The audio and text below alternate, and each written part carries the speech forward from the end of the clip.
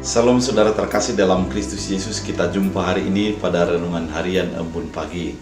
Sebelum kita mendengarkan firman Tuhan, kita bersatu di dalam doa. Damai sejahtera Allah yang melampaui segala akal dan pikiran, itulah yang memelihara hati dan pikiran dalam Kristus Yesus Tuhan. Amin. Saudara terkasih, firman Tuhan untuk kita pada hari ini diambil dari Yesaya 62 ayat 10. Dalam bahasa Batak Angkola dikatakan, "Luar mahamu sian horbangan, paredehamu madalan dihalak namar mulahan, bain madalan godang, paduru batuna, pajongjong ma bandera diaka bangsa." Dalam bahasa Indonesia, berjagalah, berjalanlah melalui pintu-pintu gerbang, bersiapkanlah jalan bagi umat, bukalah jalan raya, singkirkan batu-batu, tegakkan panji-panji untuk bangsa Israel. Demikian firman Tuhan. Saudara terkasih dalam Kristus Yesus, ketika firman ini dinyatakan, maka yang mau dilontarkan adalah bagaimana bangsa Israel setelah masuk dan kembali kepada tanah perjanjian. Ketika mereka di dalam pembuangan Babel, mereka merasa sedih, mereka merasa terpukul karena di dalam jajahan dari bangsa Babel. Kemudian ketika mereka kembali daripada Babel itu dan masuk ke dalam tanah perjanjian, Yesaya mengatakan kepada mereka agar mereka tetap siap siaga, agar mereka tetap mempersiapkan dirinya untuk menyambut kedatangan Tuhan. Menyambut kedatangan Tuhan di dalam pemulihan yang mereka alami merupakan sebuah sikap hidup yang terfokus hanya kepada Tuhan. Artinya, ketika mereka akan menyambut Tuhan dalam kehidupan yang baru yang mereka lakoni tersebut, mereka harus mempersiapkan diri. Dan bukan hanya mereka saja, namun mereka juga harus mempersiapkan orang-orang di sekitarnya, sehingga semuanya akan bersorak-sorai masuk ke dalam janji yang sudah Tuhan nyatakan bagi kehidupannya. Saudara terkasih dalam Kristus Yesus, pembuangan ternyata bukan menjadikan bangsa itu menjadi merasa kalah. Pembuangan bukan menjadikan bangsa itu menjadi egois ataupun individualis. Namun di dalam keadaan mereka harus tetap terfokus kepada Tuhan. Mereka harus menjadikan dirinya sebagai orang yang mempersiapkan orang lain menikmati dan merasakan kebaikan Tuhan.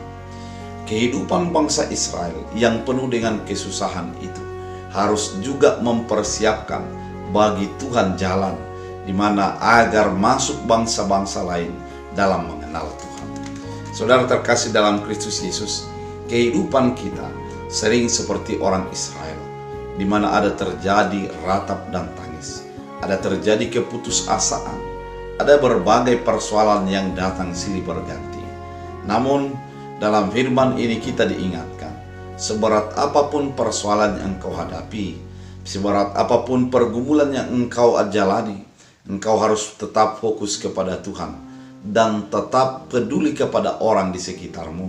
Bukan hanya memperhatikan persoalan yang engkau jalani, namun bagaimana agar engkau juga menjadi saluran berkat bagi orang-orang yang datang di dalam nama Tuhan.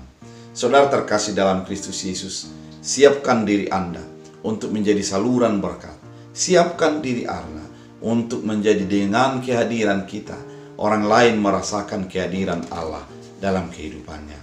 Dengan kehadiran orang-orang percaya, orang lain tertolong, terbebaskan, dan terpulihkan daripada pergumulannya, masuk kepada keinginan Allah. Saudara terkasih dalam Kristus Yesus, ternyata persoalan tidak akan mengurangi daripada iman daripada seorang percaya.